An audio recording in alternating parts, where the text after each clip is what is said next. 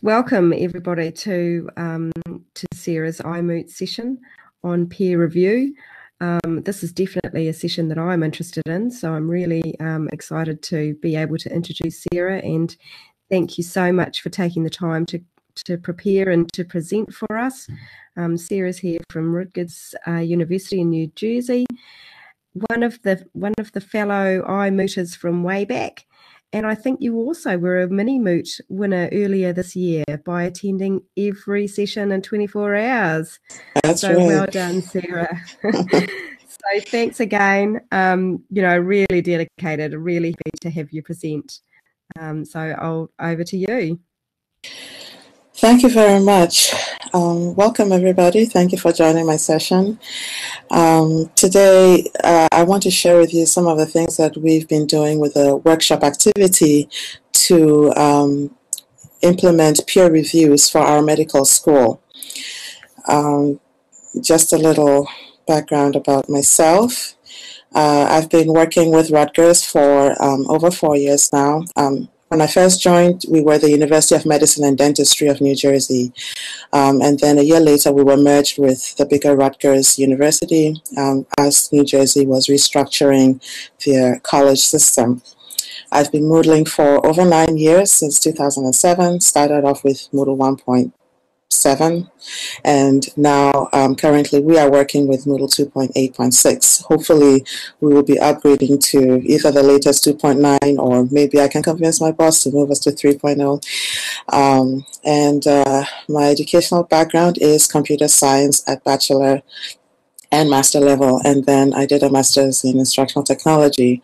So it gives me an interesting background of where I can look at what's going on in the background of code and understand what it's doing, and then also work with the end users, or the front end users, the teachers and the students, to understand what they're doing and help to translate what they need into code and needs assessments and requirements for the programmers to do their magic.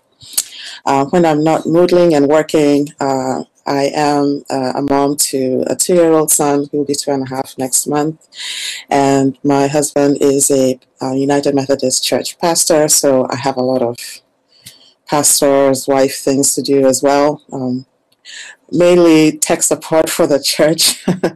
I love to sing and I play the drums as well. Maybe one fun trivia fact about me. So this is who I am on the work front and on the home front. And above all, I do love Moodle, love trying out new tools and things with it. Thank you.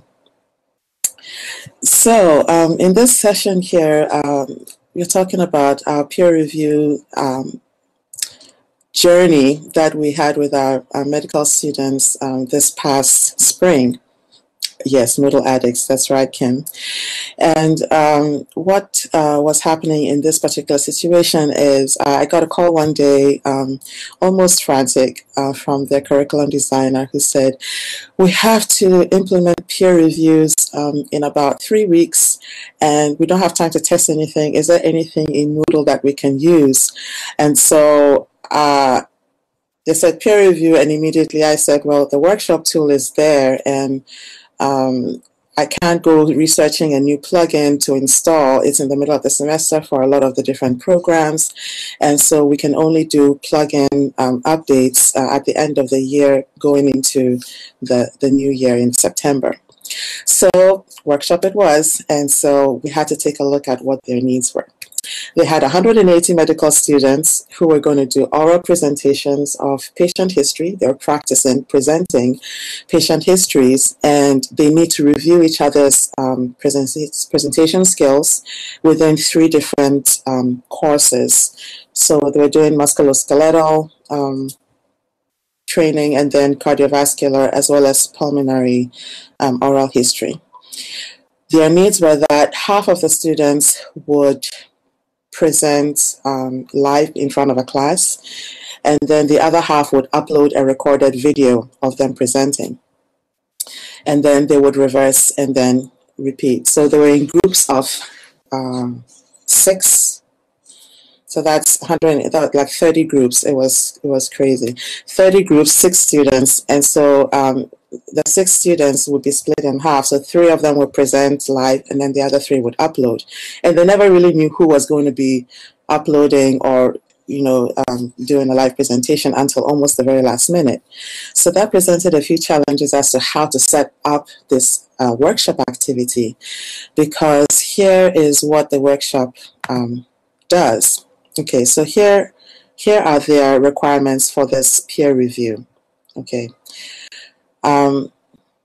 Submissions might not be required, so that those who are doing a live presentation don't have to upload anything into the workshop activity in order to be reviewed. They should be able to get a review regardless of whether they submitted something or not. Also, we should allow late submissions, because sometimes students are late in bringing their work to either presenting live because of some other obligations, or recording their video and uploading it to the system. So they wanted a way to accept late submissions. Okay. Then they had faculty advisors who would be overviewing or reviewing and managing their presentation skills. And so they also would be reviewing the students. So it's peer review, student to student, plus a faculty reviewing students. The assessment scores, they were using a rubric, and so whatever the assessment score is from any one rubric presentation should be a simple average of the score. So if we have volume and they get a score of 100, then eye contact and they get a score of 60. All those different things, those different levels in the criteria should be a simple average. The final score, which means all the peers' reviews for any particular group. So if student A gets the 5 reviews from the students and 1 review from the teacher, all those grades should be averaged to give them a final grade in the activity. Great. The rubrics that they were creating did not start from 0. They weren't using 0, 1, 2, 3 as the scores. They were starting from like 60 and going up to 100. And that was a requirement. They can't change it. That's what they wanted. And so I had to make it work. They wanted to be able to download reports after the activity so that they could pull it into Excel and analyze what's going on, how the students are faring across the different phases of the activity. And then finally, they wanted to be able to reuse any workshop, because each student would be doing this 3 times in the course. So they would be using 3 workshop activities. They didn't want to have to set up everything every single time. So be able to back it up and then reuse it, because you have the same students, the same faculty. Plus, the other advantage over this was that they started this with freshmen this year. Next year, the students will be moving to their second year. They're going to do this activity again, and they're the same group of students. So we can use this workshop activity with these students and faculty who've been already entered into it. We can restore it into the different course in the second year level and reuse it. So they wanted to be able to reuse that template. Wonderful. Now we have to take a look at what did the workshop actually look like after we've put everybody in. So here is a course, and this is a workshop just after it's been created. And we look at it and we see that there is nothing to review. If you look on the left-hand side here, there's nothing to review. This is the student in the middle, and that nobody's reviewing them and they have nothing to review.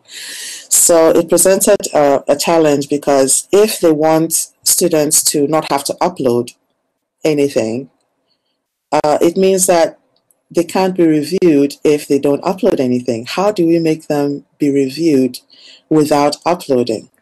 Some magic had to happen. And so I figured out, all right, let me sit down and map this whole journey. Okay, so follow along with me as we embark.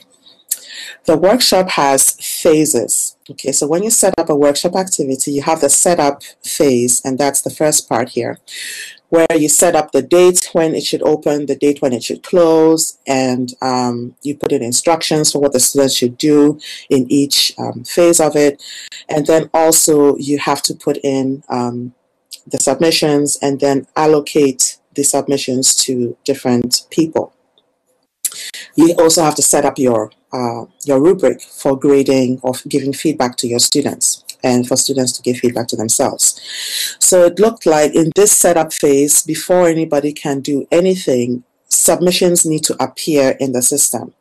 And the only way I could do that would be to insert submissions into the workshop through the Moodle database. So we will look at that solution in a moment. The next phase is the submission phase. So after you've set up everything, you've set up your rubric, you've put in the dates for when it should open and close, you then switch to the submission phase. And those who are uploading their video oral presentations would be doing that in this phase. So they upload their videos, and then somebody has something to assess. Okay. We have to, after the submissions come in, the teachers have to assess, and we realize that the teachers do not actually show up in the list of people you can select as a reviewer. So there's an allocation process that has to happen where X submissions have come in, and you have to say, okay, student A, you will review student B, student B review student C, student C review student D. That kind of allocation has to be done manually in the system. Teachers were not showing, non-editing teacher roles were not showing up in the list for us to be able to assign them a person to review. And most of the advisors were in the course as non-editing teachers, which meant 90% of the people who were supposed to be assessing their students could not do that because they were not available to be selected. So that presented another challenge. Okay, so how do I do that? I realized that as a role, it could be a permission problem. So when I checked the permissions, I realized that there was a setting that I could override and then allow them to assess the peers. So that was the solution to that. After the submission phase is over, you move into the assessment phase. So everybody submits their work, they upload, they bring up their work that they're presenting, and then you move to the assessment phase where now the students say, okay, I have John's presentation here, and I'm going to review them. A, B, C, D. That's the assessment phase. But before you can do that, if somebody is late, then it means somebody is missing a review. Somebody doesn't have something to assess. So there was no question about it. Late submissions had to be uploaded somehow. But guess what? Because in the setup phase, I inserted default submissions, the system thinks they've already submitted. So there's nothing that is late. So even though in your setting you have said allow late submissions, you know how the assignment Dropbox has allow late submissions and things like that. There's a similar setting in the workshop. Even though you've selected that, the students still could not upload because it considers that they have already uploaded. That dummy submission in there was a hindrance to them uploading. So I had to do it for them. Log in as a student, submit the work for them, and then somebody has something to review. So these are some of the little, hiccups that I was coming up against and had to devise a way to make it work. After students assess each other, then they go to the live presentations, and then in the classroom, those who haven't yet been able to review their colleagues would review those during the live presentations. Then assessment phase ends, and then you move into the grading phase. The grading phase is where the teachers now look and say, okay, this person's feedback that they gave to student X is a little harsh. Can you trim down your, modify your language a little bit? Let's be a little more sensitive, a little more cordial. Oh, this grade over here isn't right. Let's change it. So in the grading phase, you make all these different adjustments before you then release the grades to the students. One other problem we found in the grading phase was that the grades were not a simple average. The workshop activity has a peculiar formula that it uses to compute the grade, and so I had to override that as well. I can't go and change the code in the workshop activity. I can't devise a new plugin. I can't touch core code anyway. So how do I make the grade become a computed average? Once again, I had to go into the database and insert the computed average. When you finish everything, you close the workshop so that the students can then see their grades and their feedback. And after the closing phase, then the department wants reports to be downloaded so that they can use them for analysis. Workshop does not have downloadable reports. So just like how the quiz, maybe after results you can download the table to Excel or other things. Unfortunately, the workshop did not have any of these kinds of downloadable tools. And so I had to use the configurable reports block in order to create custom reports that they could download. So this is the roadmap, okay? This is the journey from beginning to ending and the different roadblocks that I encountered, and then our planned solutions, okay? So let's move on to see what happens in the setup phase. So like I said, in the setup phase here, we are building the rubric and we create our default submissions. There is no button to click to say create default submissions, and so it means that we insert our default submissions to the database. Before I proceed, are there any people who are familiar with SQL? Anybody? How many are familiar with MySQL at any level? You know of it, you've seen it, you've tried it a little bit. Okay. Okay. So good. Okay, excellent. So the solution, of course, if you're going to work in the database, means that you're going to be building a query to put into the database. And the way to access the database means you need admin access, and then you need a tool to be able to look at the database.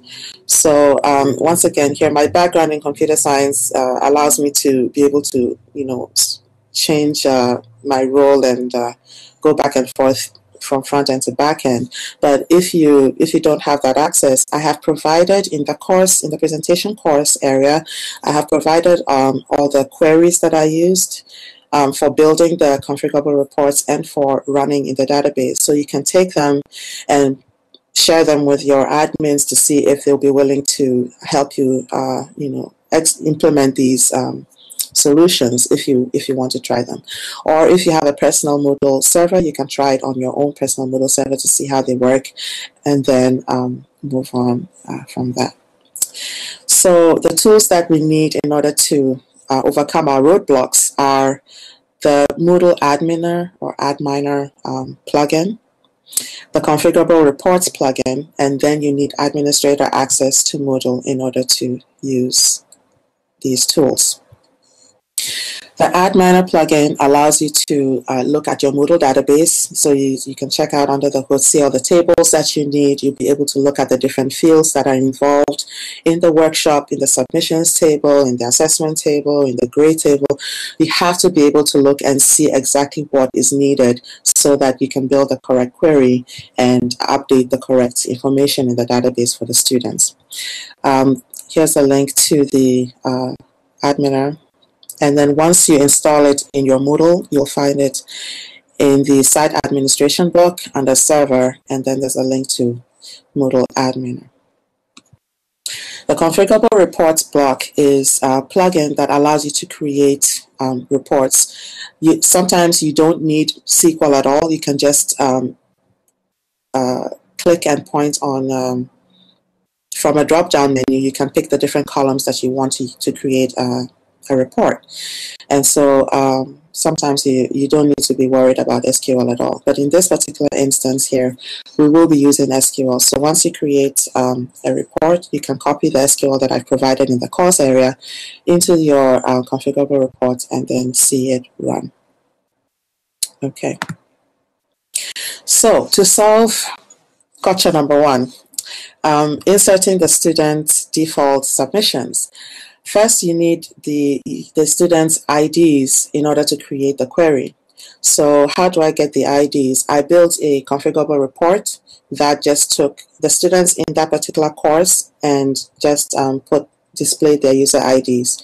And then I downloaded that query, that report to Excel, opened it up in Excel, and then I actually use Excel to build my query, because sometimes if you have 1,000, maybe 500 rows, to copy and paste that even in a text editor and then change each item row by row is such a pain. So I figured out that I could use Excel to build a query. Each column would be separated by a comma when I open it up in a text editor, but I could use the fill down rule in Excel to fill in most of the similar values and then move on from there. So once you build a query, then you copy that query and then you run it in Admin. So those are the basic steps. The details are, if you care to see them, the details are in the course that I've been provided. Okay. So let's just take a peek at the first part of code. So those who want to duck because of code coming, here's your warning. I just want to explain what you will see when you go into the course, presentation course. In the query, I've usually highlighted items that you must customize to what is in your Moodle. For instance, in this query that says insert into Moodle workshop submissions, this Moodle workshop submissions table has a prefix, which is what I've highlighted in red. And in my Moodle, it is MDL underscore. In your Moodle, it may be different. So whatever that prefix is, please change it to whatever yours is. Then you need to make sure that you change the workshop ID to whatever your workshop ID is. Of course, when you create any kind of activity in Moodle, you know that the URL ends with $ID equals something. So every activity has a unique ID number. So you need to find the ID number for your workshop activity once you've created it and plug it into the values. Okay, so over here, this first value is the workshop ID. So it corresponds, whatever you see here in the list at the top, the numbers and values in the bottom here correspond to it. So the first item is workshop ID. Make sure you change that to whatever your ID is. The next thing to be customized is the author ID, which is each of the students that has submitted something. They are the author of the entry.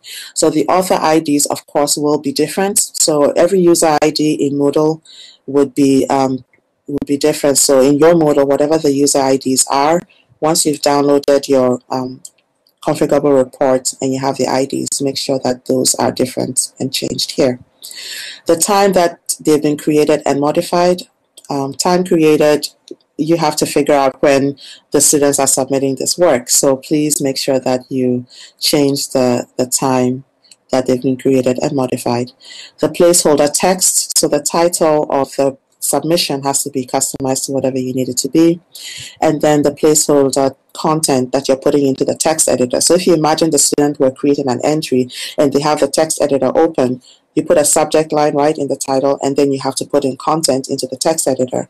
So you have to figure out what you want to put in as a default for your students. So that's the only code that I'm showing. We're moving on. Okay, so we created the default submissions, and yay, there they are. So this is for group 12, and we have 6 students, and they have default submissions. Wonderful. So now we are ready to allocate these submissions to specific students so that they have somebody to review. Okay, so we're using this drop-down menu here to select who is reviewing student X in the middle. Okay, so you can see these people are the ones who are going to be reviewing the student in the middle, and then this student is reviewing these people. Okay, so that's how it works. So once you pick, you don't need to do both, you can just pick from one side.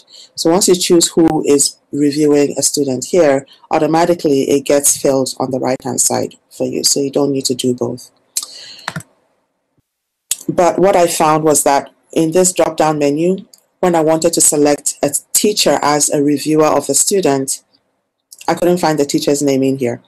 And so that meant non-editing teachers did not have permission to assess a student. And so we needed to override that permission. Okay. So this is gotcha number 2. So in order to solve that, we have here overriding a permission. So you go to the workshop, you click on permissions, you select the non-editing teacher role from the drop-down list. In this filter box here, you type the word peer, and it brings up the only capability with that. It's peer assess. And usually it's set to not be allowed. So you select allow and then save your changes, and now the teachers will show up in the list and you can allocate them. At this point, yes, I love overriding. It's really, really useful for customizing. At this point, after the allocations have been made and the default submissions are in place, it was a good point to save this as a template. I have the same students going to be using it in the next class, so the dummy submissions would still be relevant. The teachers are the same, and so the allocations that have been created for each group are still the same in the subsequent workshop. So saving it at this point was a good choice. So I backed up the workshop here, and then we opened it into submission phase for the students who have done their video recordings to upload their work. And I have a little white rabbit from Alice in Wonderland to show that there were some people who were late, and so when we got to this hurdle, I have to submit the work for the late students. Once again, I had to find the user ID of the student who, and you see this was in 3 phases, right? Musculoskeletal scars, cardiovascular class, and then the pulmonary. By the time we got to pulmonary, everybody kind of knew what they were doing, and so they weren't late anymore. They realized they had to be on time.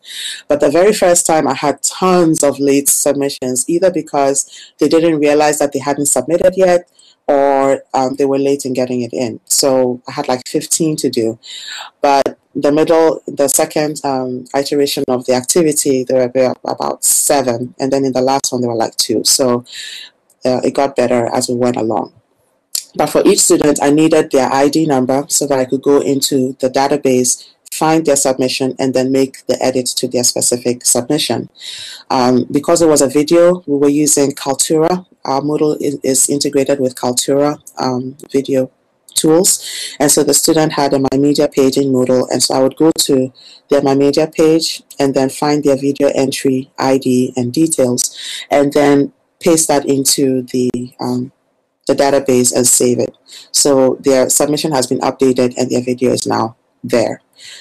Great. So now that everybody has videos and submissions in, it's time to assess. In the assessment phase, as the students begin to fill in the assessment form, the rubric, you begin to see the grades pop up. And so this is a student, this is their submission, and then these are the grades they are receiving, and then these are the grades that they are giving to other people. They are assessing others. Okay, we're mainly concerned with the grades that they are receiving. So you can see, okay, so here we'll take a look at this particular entry here where I have my red arrow, the entry with a grade of 62. If you click on it, it brings you to the specific assessment form, and you can see what the student filled in. Let me go over here so you can see. Okay, so in this particular assessment, the student selected this radio button, and this radio button. And in the rubric, the numbers that have been entered are 0 for the first, 65, 80, 90, 100. If you want a straight average, you're considering this to be 80 plus another 80 plus 100 over here, and divided by 3 items to give you 86.66. But guess what? The grade that Moodle is showing is 62.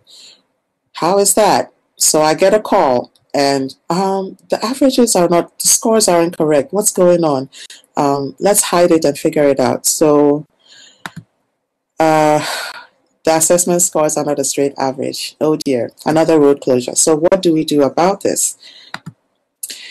I discovered that actually in the rubric, all the levels translate to 1, 2, 3, 4, 5, no matter what. So even though they put 60 and 80 and 100, the formula was actually still translating to 1, 2, 3, 4, and 5.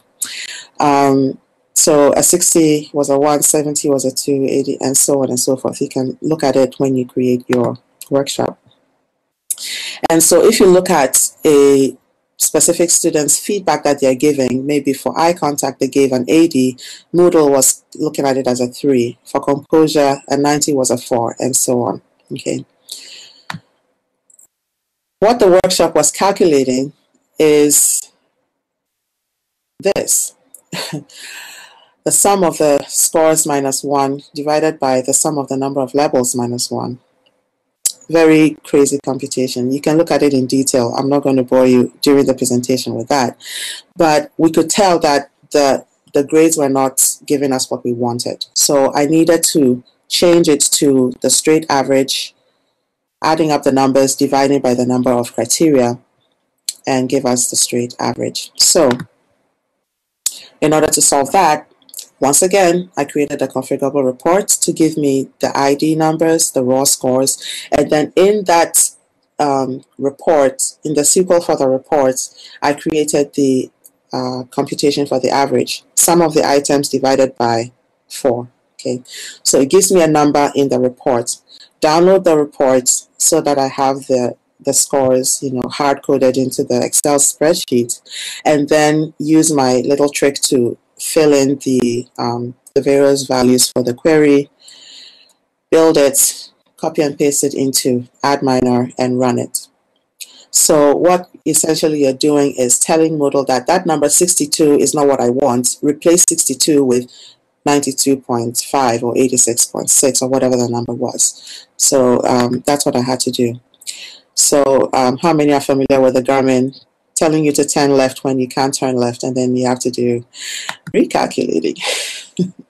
So after recalculating, we can see that these numbers here are now, they would now be updated to the correct average. But now the main final score for the workshop activity is also not looking like a correct average. The average for this final score should be this plus this plus this divided by the number of reviewers, right? But that was also not giving us a straight average. And we found that it was because of the setting over here. Comparison of assessments. So if you open up this drop-down menu, you get these different items. The default is unfair when you first start. So you have to play around and see which one gives you the value you want. Very lax, we found, gives us a straight average. It just adds up the items, divides by the number of reviewers, and that gives us a straight average. So this was easy enough to do. Once you select very lax, you click recalculate grades, boom, and then your final scores are recalculated. Once the grades are calculated, you can now close the workshop, and then this releases the grades and feedback to students. So now they can see. Up until this point, if they click on the workshop activity, it would just say that it's not ready for them to review.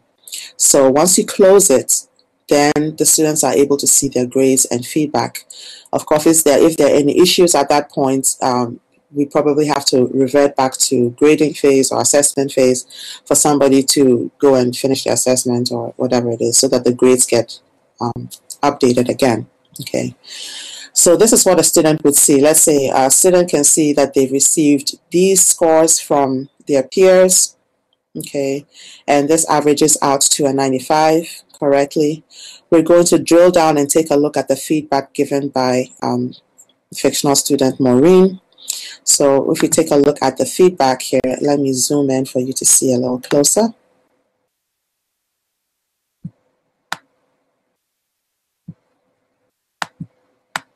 Okay, so they selected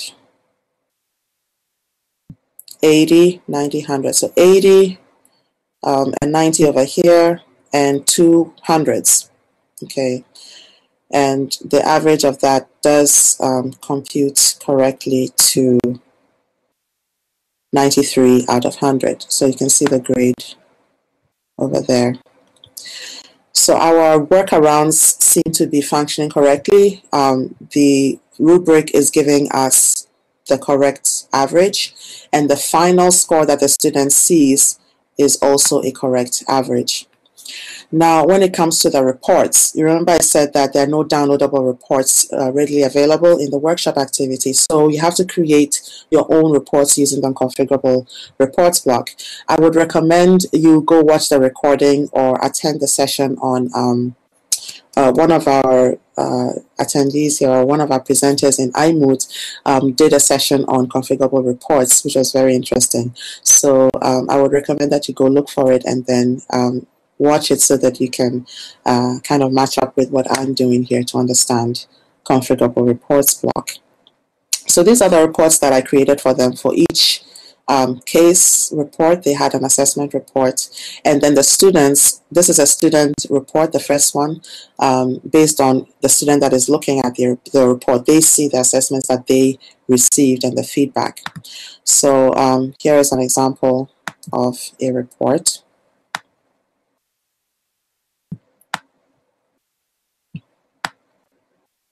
So this is the general report for the department. So they can see the students that was reviewed, the type of presentation. Remember, we have a live presentation and we have an upload. So we can tell which ones are uploads and which ones are live. And you can see who reviewed the students, and then the score that they selected for each of the criteria, the final average score, and then the verbal feedback that was given. So this can now be downloaded to Excel. At the bottom of the screen, you have a download button, so they can click that, download the report to Excel, and do whatever they need to do with it. Thank you very much, Teresa. Make, click to grade, and admin reports in minutes. Yes. So that takes us through our full journey from beginning to the ending. Workshop is great, except when people have specific needs and you can't find a way to do it directly, then you have to find a workaround. I do have to say that I've been researching other plugins. It seems like there's one called the data form, and that seems to have a capability built in for peer reviews, group peer reviews, where you can control the formula. So you can put in maybe the score should be computed as an average and other things. I'm researching that to see if it would be a better fit, so that I don't have to keep doing these acrobatics in the database to fix these problems.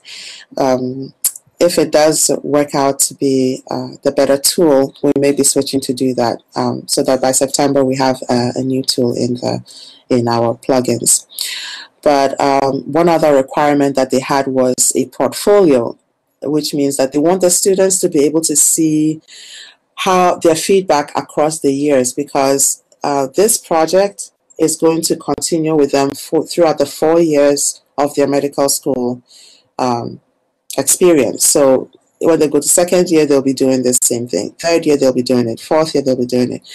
Next year, when they move to second year, the new freshmen who are coming will be starting to do it. So every medical student will have a collection of these videos and feedback that they've gained. And so by the end of their career as a student in the medical school, before they graduate, they should have perfected the art of giving oral histories, because of course when they go in and they're actual real doctors and they're going around, they'll have to be able to present oral history of their patients right there and then. So this is the skill that they're building, and they want to be able to gather all this data across timeline for them to see how they've improved and the feedback that they've been given across the stay of their education in the school.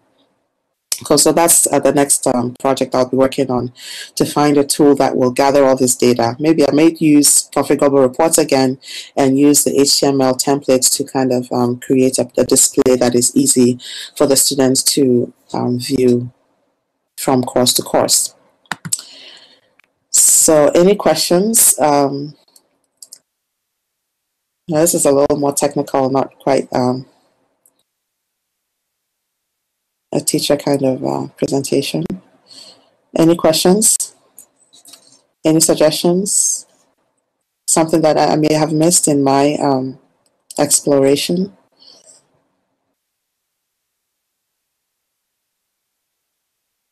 Please turn on your mic and speak. No? Okay. It's just been fine. Okay. Well, there's lots of goodies in the presentation course. Please go take a look. The presentation slides, the PDF is there. And if you are able to get through all the different links there, you may get a badge. So great. Thank you, Russell. And please feel free to contact me for further discussion or ideas. I love to make Moodle work for my people, so I often do these kinds of workarounds and say, hey, we can do it this way, or let's try this tool. So if you have ideas, let's get together and think through them. Thank you so much.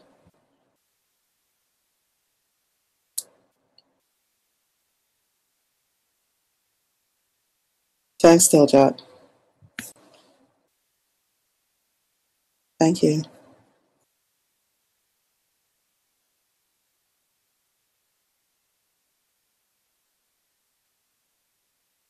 Schedule a little, I'm sorry. I'm so sorry, Colin. I promise, if you go and take a look in the course, you will find that it's, I kind of explain things step by step, and you can work with your IT group in your school to kind of figure out how you can make it work. Or you can email me, give me a call, whatever. We can talk about what your needs are, and I'm always helping people in other schools as well. So please feel free to reach out to me. We can work. Thank you, Teresa. Thank you, everybody. See you around the iMoot.